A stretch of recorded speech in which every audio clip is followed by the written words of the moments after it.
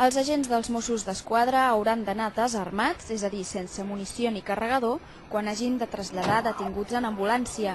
Tampoc podran fer servir les manilles per immobilitzar el detingut a dins del vehicle sanitari.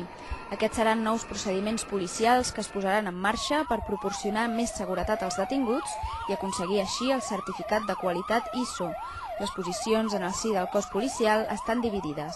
No sé si us en recordareu, però va haver un cas del Brito i el Picatoste, que hi havia una persona, una tercera persona, esperant-los al lloc on eren traslladats pels agents. Van disparar per l'esquena a un dels companys, ha quedat tetraplègic amb una cadira de rodes, l'altre company també va resultar ferit. Doncs imaginem-nos un supòsit de que passi exactament el mateix. L'arma en si és dins els elements que té el policia per l'ús de la força, és el més contundent, és el més agressiu, és l'estat superior.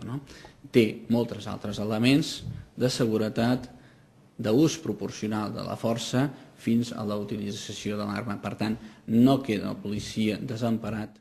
Altres procediments que caldrà dur a terme per aconseguir el certificat de qualitat afecten els tràmits burocràtics. Ara, quan es deté una persona, es triga uns 15 minuts en complimentar la documentació, mentre que amb la nova normativa s'arribarà als 20. Això suposarà més feina per als agents i, per tant, la necessitat d'incorporar més efectius. Els nous procediments començaran a aplicar-se l'1 de desembre progressivament al territori fins l'1 de juny del 2010. L'objectiu és aconseguir el certificat ISO abans que acabi l'any que ve.